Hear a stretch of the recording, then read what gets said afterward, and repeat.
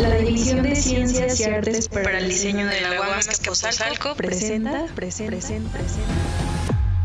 una conferencia magistral, un libro especializado, un paper en una revista internacional. ¡No! ¡Eso no es un paper!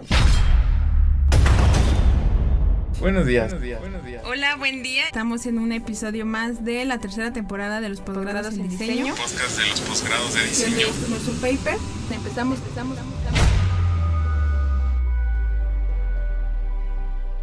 Los saludamos, Leonel Alcántara y una servidora, Claudia Romero. En este episodio hablaremos de la movilidad en la Ciudad de México, los avances, los retos que se enfrentan y perspectivas a futuro. Y aún más importante, intentaremos acercarnos a la experiencia de los habitantes más desprotegidos en este sistema, es decir, los peatones y usuarios del sistema de transporte público. Está con nosotros Mónica Gabriela Cañizares, que ella es arquitecta, actualmente estudia la maestría en diseño de estudios urbanos en la UAM Azcapotzalco. Su tesis se centra en la división de vagones en el metro de la Ciudad de México, abordando las problemáticas desde una perspectiva de diseño arquitectónico y estudios de género. Obtuvo su licenciatura en arquitectura de la UAM Azcapotzalco y también cuenta con formación como técnica en administración de empresas. En lo que respecta al campo profesional, Mónica ha desempeñado roles como dibujante, project manager, residente de obra y proyectista en varios despachos de arquitectura comercial y social. Bienvenida, Mónica. Hola, muchas gracias. Pues un poco retomando justamente todo este cúmulo de experiencias que has tenido, nos gustaría empezar hablando sobre un principio para que nos vayamos familiarizando con este tema de la movilidad. Y en ese sentido me gustaría saber cuál es tu opinión acerca del derecho a la movilidad, cómo lo defines. Bueno, pues para mí el derecho a la movilidad es igual que el derecho a la salud, el derecho a la vivienda, el derecho a la vida, ¿no? Son derechos básicos, inalienables. ¿Por qué tenemos derecho a la movilidad? ¿Por qué es un derecho para nosotros transportarnos? Bueno, pues para hacer cualquier cosa en nuestra vida. Desde ir al mercado, ir a trabajar, ¿no? Producir. Claramente es un derecho transportarnos de una manera libre, ya sea por las calles, ya sea con los diferentes medios de transporte. Obviamente es una obligación del Estado que esta transportación por la ciudad pues sea lo más eficaz y humana posible. En ese sentido, este derecho, pues, en nuestra ciudad tiene muchas aristas. ¿Cómo ves tú la movilidad en la Ciudad de México? ¿Cuáles son sus principales características? ¿Cuáles son los principales elementos que la diferencian de otras ciudades, tanto positivos como negativos? Bueno, en mi experiencia, yo soy una persona que vivía en la periferia de la ciudad, en Atizapán. Para mí, la movilidad en la Ciudad de México pues siempre fue maravillosa. Entrando aquí a la UAM Azcapotzalco, tuve compañeros y a la fecha conozco mucha gente que se queja muchísimo de la movilidad, que claramente tiene sus problemas, pero obviamente para mí siempre comparada con lo que era en la periferia, pues esto es una maravilla, ¿no? El metro para mí era una maravilla. Obviamente cuando vas en la hora pico ya no es tan maravilloso. Creo que todavía tengo un poco ese sesgo, ¿no? Todavía tengo ese sesgo de, cuando yo estaba viviendo en el Estado de México, era una pesadilla. Pero sí, a pesar de que es un sistema masivo que tiene, digamos, bastante eficiencia, tiene diferentes formas de transporte, sí es muy evidente, ¿no? El abandono en el que se encuentran algunas de las líneas de transporte. Particularmente, ¿no? Mi tema de investigación, que fue el metro, hay un abandono tremendo de las instalaciones, las estaciones. Seguido vemos, más en esta época de lluvias, vemos que se están inundando, ya no funciona, ya se paró el metro. Realmente, digamos que funciona en teoría, pero en la práctica, ¿no? Los que la vivimos día a día, pues claramente no está a la altura, a pesar de que podría pensarse que es un buen esfuerzo, que no se ha mantenido y no se ha cuidado. Esa para mí es como una realidad. Obviamente hay zonas que están muchísimo peor.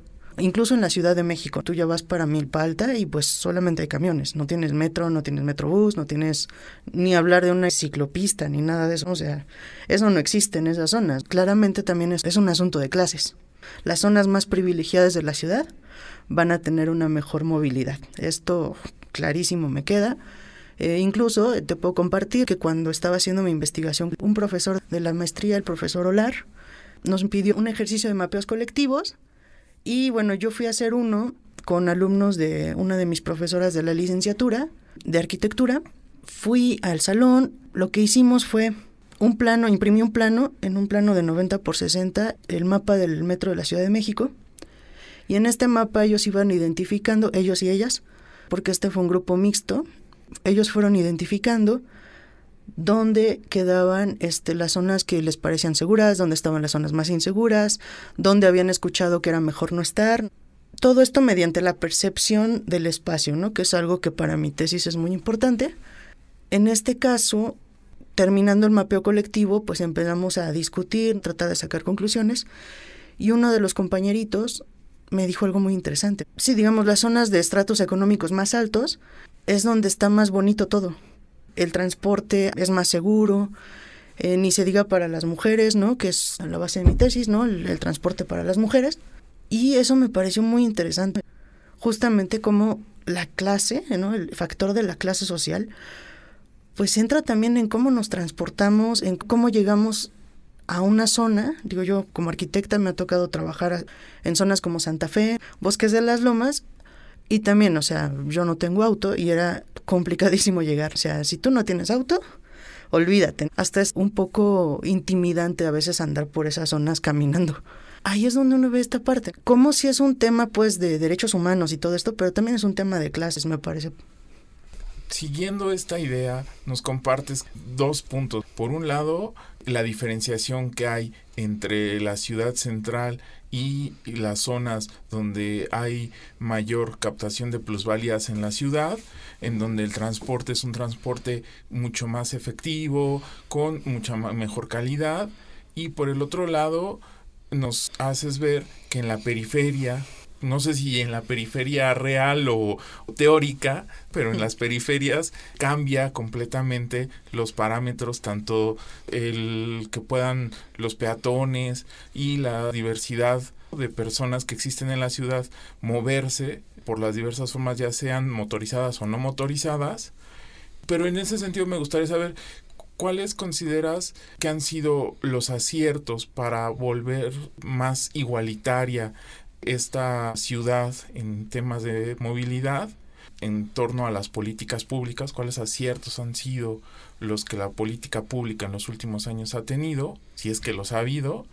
Y por el otro lado, ¿hacia dónde tendrían que ir esas políticas públicas para que haya más igualdad en estas diversas zonas de la ciudad? Unas que son claramente habitadas por clases con mayor capacidad adquisitiva y otras, la periferia, que son habitadas por todos nosotras y nosotros, los de a pie.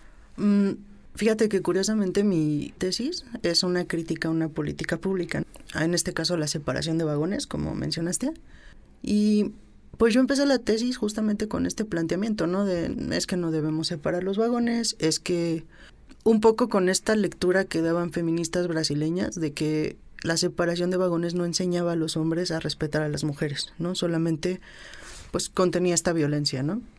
Y yo siempre ponía el ejemplo, ¿no? De es que, bueno, para quien no me entendiera como de qué iba mi tesis, ¿no? En estas pláticas de que de repente pasan en los pasillos, yo les decía, para mí la separación de vagones es como tu perro no se controla y lo metes a un cuarto y dejas que se quede ahí para que no moleste a tus visitas, ¿no? Y esto pone a las mujeres en una situación de, es que eres una visita dentro de este espacio, cuando pues realmente es nuestro, ¿no? ¿Cómo nos vamos a apropiar de este espacio? Entonces, la conclusión a la que llegué después de entrevistas y todo esto, es que realmente no puede ser tan tajante decir, ¿sabes qué? Pues que no haya separación, porque a la hora de hacer entrevistas, me encontré con estas compañeras, ¿no? Que me decían, es que este para mí es mi espacio seguro. O sea, ¿cómo me vas a quitar un espacio que para mí es seguro, no? Y claro, tiene todo el sentido. Entonces, mi visión de las políticas públicas ha cambiado bastante, porque creo que no es tanto, o sea, son esfuerzos muy buenos, la intención es buena, está ahí, pero la ejecución es pésima a veces, ¿no? O sea, En el caso donde yo estoy trabajando, que es en el Metro Indios Verdes, es todo un ejemplo de lo que me estás diciendo, porque Indios Verdes es un metro que yo elijo. O sea, primero me puse a buscar cuáles eran las estaciones del metro con más denuncias por violencia de género. Y bueno, estaban que si Hidalgo, que si Pantitlán, Chabacán, o varias. Pero Indios Verdes me llamó mucho la atención porque es una zona que conecta periferia con Ciudad de México, pero además tiene un montón de sistemas de transporte en un solo nodo. Eso me pareció bien interesante. Y hay otro aspecto formal desde la parte, como lo entendemos los arquitectos, ¿no? Que es la configuración del espacio, que para mí fue bien interesante porque voy a la estación y me doy cuenta que ahí la separación es total, no es una barrera completa en todo el andén. Eso ya arquitectónicamente modifica el espacio, pues es importantísimo. Es como poner un muro. O sea, nosotros como arquitectos tenemos que tener cuidado de dónde ponemos un muro, porque el muro nos va a determinar relaciones sociales, nos va a determinar estados de ánimo, nos va a determinar habitabilidad, un montón de cosas. Acá también, o sea, aunque sean zonas de paso, son zonas habitables.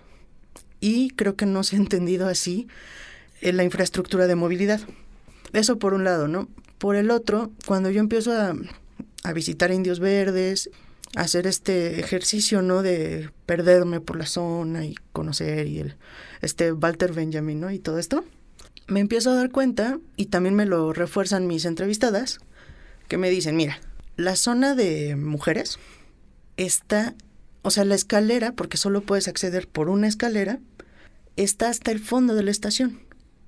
Y acordémonos que, por ejemplo, la separación de vagones no solamente es para mujeres, sino para personas con capacidades diferentes y, bueno, niños. Entonces me decían algunas de mis entrevistadas, imagínate yo embarazada, caminando hasta el final de la estación, entre empujones, todo lo que pasa en Indios Verdes en 1 hora pico, para llegar a la zona que para mí es segura. Luego, otra cosa que yo observé es que están las escaleras, son como 3 escaleras.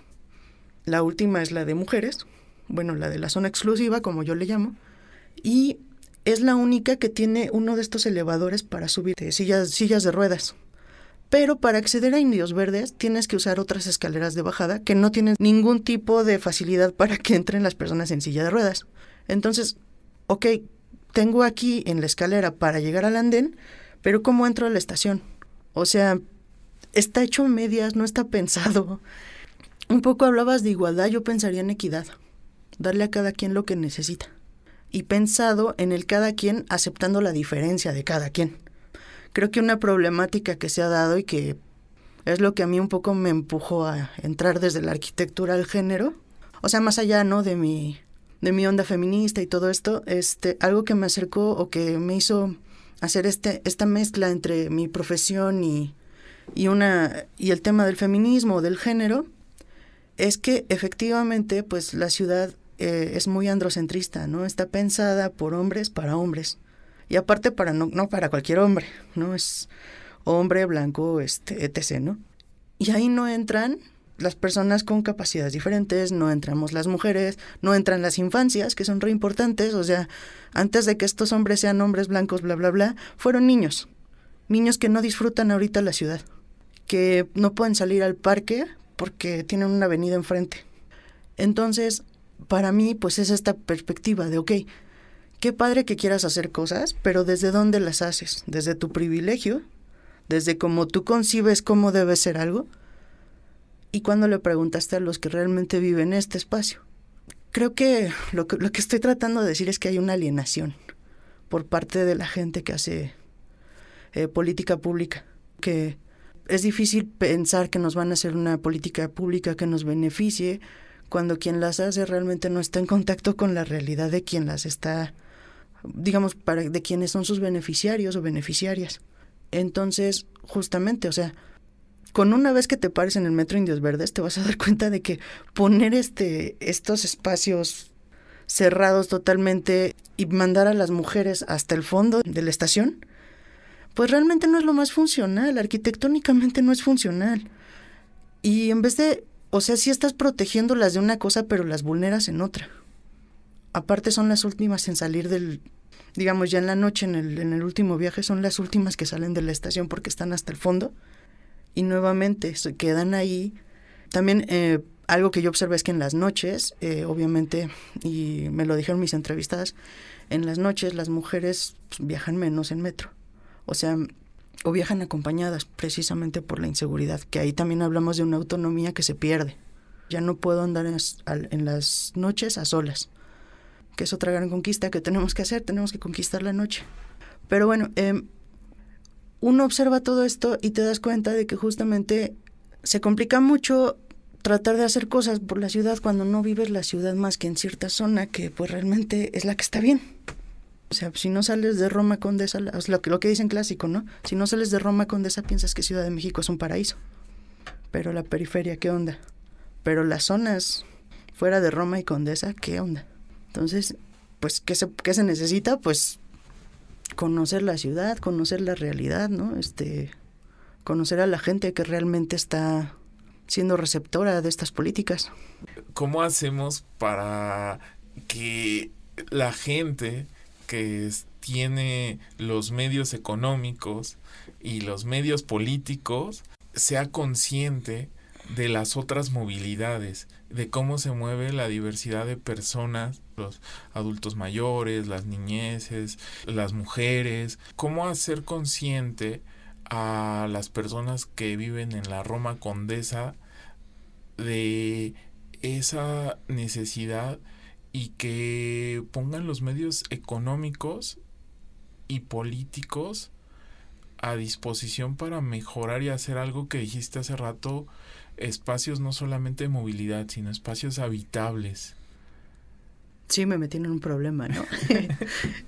Es complicado, o sea, híjole, yo no quiero ser aquí quien deprima a todos, ¿no? Pero, bueno, pues les compartiré parte de mi depresión. No, a mí me parece que se complica mucho porque además estamos en una época donde el individualismo está a todo lo que da, ¿no? O sea, estamos casi que presenciando el renacimiento de una ultraderecha fuertísima y con ello una serie de valores que pues obviamente vuelven todo esto que digo mega utópico. Yo también me lo he preguntado, ¿no? Y me han dicho, oye, pues, ¿qué propones, no? En la realidad, no lo sé, o sea, yo lo veo muy, muy complicado, ¿no? O sea, ¿cómo puedes apelar? O sea, a ver, me voy a ir para otro lado, ¿no? Pero estamos literalmente viviendo un genocidio del otro lado del mundo, así, en vivo, a todo color, con cifras, todos lo sabemos, y no está pasando nada. O sea, si un genocidio no mueve, ¿qué les va a mover si las mujeres viajan seguras o no? Realistamente, ¿qué se puede hacer? No tengo idea. O sea, realmente yo tengo más preguntas que respuestas en este aspecto, ¿no? A pesar de mi tesis, de todo. De hecho, mi tesis pues me dejó con más preguntas. Pero sí, me complica un poco este tema de cómo generar voluntad, ¿no? Porque es voluntad política y económica, como dices. La perspectiva que veo, sinceramente, es llegar a un extremo en el que de plano sea insostenible la movilidad, ¿no? Que ya de plano sea imposible moverte en la ciudad. Yo creo que en Ciudad de México todavía falta porque relativamente es fácil. En determinadas horas todavía es más o menos fácil moverse en la ciudad. Pero veamos qué pasa, ¿no? Ahora con toda la serie porque al final todo está conectado, es un sistema. Entonces, también tiene que ver con la movilidad en la gentrificación. Es que esta gente que es desplazada no se desplaza con su fuente de trabajo a la periferia, ¿verdad? O sea, tiene que viajar desde la periferia, ¿no? Desde zonas como Tecámac hasta a lo mejor el centro histórico a seguir tratando de producir para seguir viviendo. Si esto se sigue exponenciando, pues realmente yo siento que va a llegar el punto del caos donde sea forzoso encontrar soluciones. O sea, que ya no sea una cuestión de voluntad, sino de hay que resolverlo porque hay que resolverlo. ¿Es necesario llegar a esto? No. Pero es la única solución que yo actualmente en este momento, que es un día lluvioso, supongo, y por eso estoy así, yo es lo único que veo, ¿no? O sea, como es que tenemos que llegar al momento en que sea insostenible, ¿no? Igual con la violencia, igual con muchos aspectos, porque siento que hay mucha apatía. Y pues la verdad espero muy poco de estos sectores, como pues han tenido, por ejemplo, en el metro han tenido 50 años para darle mantenimiento o más y pues ahí está, ¿no? Cayéndose.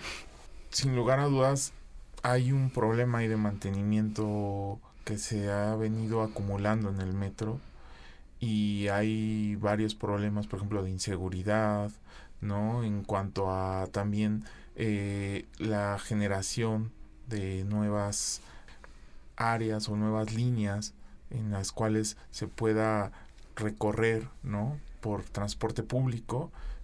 Sin embargo, bueno, ha habido también algunas, como para no ser tan catastrófico, pensaría yo, algunos intentos como el cablebús o como ahora la ampliación hacia las periferias, ¿no? De el metrobús elevado, ¿no? Sin lugar a dudas no es suficiente, no, para nada es suficiente, pero bueno, creo que hay un brillito que tal vez de un poco de luz, ¿no? Para poder decir, bueno, podría ser que en algún momento escuchen. Justo siguiendo con este tema, la academia en este sentido, ¿qué podemos hacer desde este lado, desde esta trinchera, para poder apoyar en la generación de esa conciencia? ¿Qué se ha hecho? ¿Qué falta por hacer? ¿Cuál es tu perspectiva desde ese lado? Creo que la academia hace una labor bastante importante, que es la de visibilizar. El tema es visibilizar para quién, porque esta es una postura un poco crítica, ¿no? Pero creo que muchas veces visibilizamos o tocamos temas que son muy importantes, pero se quedan en la academia. Recuerdo una presentación que tuvimos con gente de los barrios tradicionales de Azcapotzalco, y un compañero, un señor, se presentó en las ponencias y todo esto, nos dijo que nosotros como académicos, ¿no? Dentro de las universidades, hacemos muchísimas cosas, pero pues se quedan en nuestra caja de cristal, excepto cuando queremos visitar al pueblo para hacer extractivismo, ¿no? Y e entrevistarlos y todas estas cosas. Y a mí me quedó, y yo creo que iba como en primer trimestre de la maestría, algo así, y me quedó muy marcado, porque me quedé pensando y dije, pues sí es cierto. ¿Cuántas veces en mi práctica profesional, porque yo salí de la carrera aquí en la UAM y me fui a trabajar, y estando en varias zonas, por ejemplo en Chiapas me tocó hacer reconstrucción de vivienda dañada por el sismo, y se buscaban formas más fáciles de construir y todo esto. Yo decía, bueno, yo conozco profesores que están haciendo tabiques de PVC y cosas por el estilo, y se hizo investigación y todo está muy padre. ¿Por qué estos saberes que tiene la academia no permean en estos momentos, ¿no? O ¿dónde están? ¿Dónde se quedaron? ¿Hay ahí una caja negra? Que de repente yo sí, pues me preguntaba, ¿no? Así de, bueno, ¿y no sería como factible? Pero también entrábamos, en el caso, por ejemplo, de estos proyectos de reconstrucción, burocratización. Era como, bueno, sí, pero es que así se hace aquí y pues no va a cambiar porque llevamos 60 años haciéndolo así y ni modo, qué padre que tengas ideas nuevas, pero no. Entonces, ahí hay un montón de cosas bien complejas que no permiten que la academia, digamos, a mi modo de ver, que influyan en la realidad de la manera que necesitamos que influyan, porque hay muchos conocimientos, no solo a nivel posgrados, en las licenciaturas también hay gente haciendo cosas bien interesantes, alumnos con ideas increíbles, alumnas con ideas increíbles y súper creativos, como docente lo pude ver. Y de repente todo eso por ahí queda, ¿no? En el limbo. Y a la hora de que tú entras a la realidad, por ejemplo, estudié ecotecnias y no sé qué, y realmente en mi trabajo profesional pues nunca lo apliqué. A ver, sí que padre que te guste el lado B, pero aquí se hace con concreto. Y los costos, y bueno, o sea, y hay que salvar costos y todo eso. Entonces es todo un tema. También es cierto, en lo que nosotros estamos estudiando algunas cuestiones, ¿no? O sea, en lo que yo estaba estudiando violencia de género en el metro, justo yo iba entregando el último borrador de la tesis, y justo empezó, por ejemplo, esto de los pinchazos.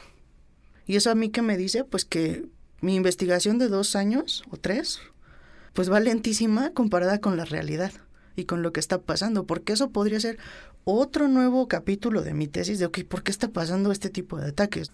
Que obviamente pues yo ya no voy a tratar, ¿no? Incluso mi tesis se quedó un poco corta porque yo no quise, por ejemplo, meterme al tema de la gente trans o no binaria, ¿no? Yo me quedé con las mujeres y hasta ahí, porque son realidades que pues yo ahorita, yo no puedo hablar por ellos, por ellas. Entonces, híjole, pues sí, la academia tiene muchísimo que dar.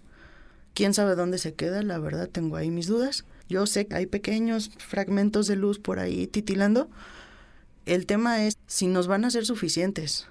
No solamente estoy hablando de una realidad, sino de una crisis generalizada en un montón de aspectos, que si el climático, que si la violencia de género, que si la ultraderecha así despuntando, las guerras, los conflictos, la falta de agua. O sea, hay un montón de cuestiones que involucran la vida en una ciudad y que a veces pareciera, y esto es como algo que yo percibo de repente, como si estuvieran poniendo parchecitos por todos lados, pero son parchecitos inconexos. Incluso nosotros como académicos, es el parchecito de, pues estudio esto así chiquitito, como yo hice. Mi parchecito en lo de las mujeres. Pero el problema es mucho más masivo, mucho más grande. Obviamente tampoco me va a dar la vida para resolverlo leyendo, ¿verdad? Yo creo que tenemos un trabajo enorme, particularmente la academia desde la docencia, porque también se nos olvida que los docentes forman, a los profesionistas del futuro.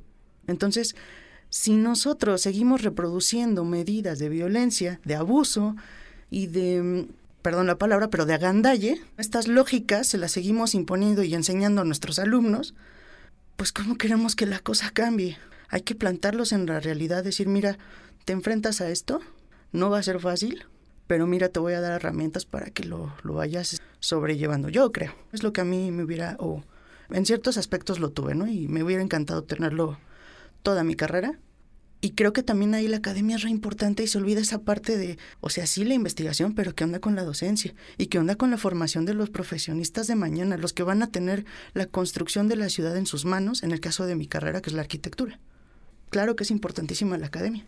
Claro, sí, creo que mencionas varios temas que son bien interesantes en cuanto a las oportunidades que tiene la academia. Por un lado, disminuir toda la parte burocrática para adaptarse justo a estas nuevas realidades y poder incidir de forma más directa, más rápida.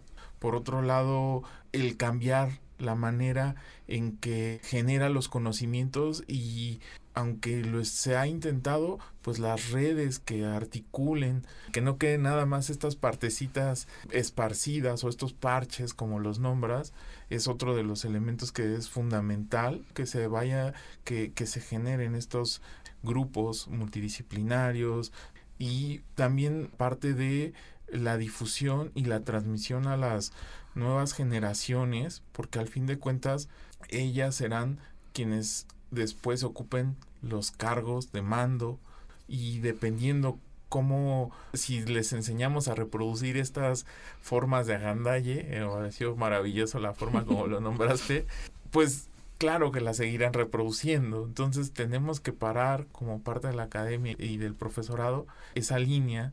Y por último, la difusión, que también hay que buscar nuevas formas de difusión, como comentas.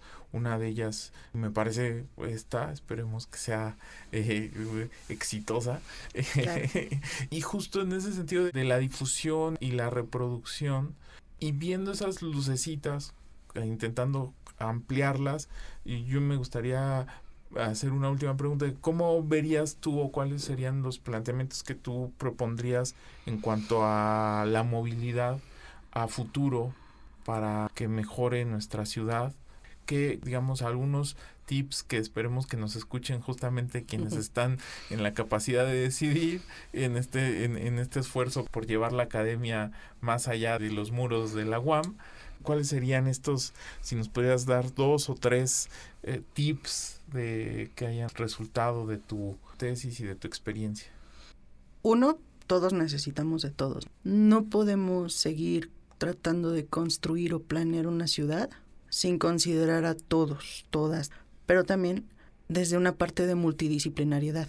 Ya no puede ser nada más el urbanista y el arquitecto y el ingeniero, sino que necesitamos especialistas en un montón de cosas, hasta te puedo decir que psicología, un montón de temas. ¿Cómo nos metemos acá? ¿Cómo resolvemos esto? Sí me parece que la multidisciplinariedad y el conjunto de saberes compartidos puede ayudar mucho a generar una idea de ciudad diferente, desprendernos de dogmas, creo. O sea, hay que ser muy flexibles en este aspecto. A ver, esta ciudad ya no es la que construyó Pedro Ramírez Vázquez con Mario Pani. Ya pasó. Esto ya no es Le Corbusier, perdón. Hay mucho fan de Le Corbusier. Hay que buscar nuevas formas, hay que pensar en nuevas formas de ciudad, de habitar, de compartir esta ciudad. Un poco parafraseando a los zapatistas, otras ciudades son posibles. Hay que imaginar otras formas de habitar este mundo. Siento que seguimos en el mismo molde y no salimos de ahí. La crisis nos tendría que estar un poco motivando a decir, bueno, todo este recorrido que tenemos ha sido de esta manera y claramente no funcionó. Creo que si seguimos igual, o sea, no podemos esperar que la cosa cambie. Vamos a pensar otros modos, vamos a encontrar lo más rápido posible, pensar en comunidad, cómo vamos a atender esta crisis y cómo vamos a imaginar otra forma de ciudad, que no sea la que conocemos, porque claramente la que conocemos no funcionó. Ahí está el fracaso de... O sea, no decir, otra vez, ¿no? Todo el cataclismo, pero sí nos está llevando a una crisis ambiental y social y económica bastante fuerte. Y tiene que ver, porque al final la ciudad, pues, es un reflejo de nosotros como civilización. O sea, hay que preguntarnos qué quieren que las civilizaciones del mañana digan de la nuestra, ¿no? O sea, ¿qué van a decir? ¿Aquí hubo un punto de quiebra y todo cambió? ¿O de aquí todo se fue para abajo? Es lo que nos tenemos que preguntar. Pues muchas gracias por este tiempo, por esta entrevista, y justo nos dejas con una gran pregunta, que creo que son las mejores cosas que podemos aportar como academia. Muchas gracias, Mónica, y muy agradable este tiempo.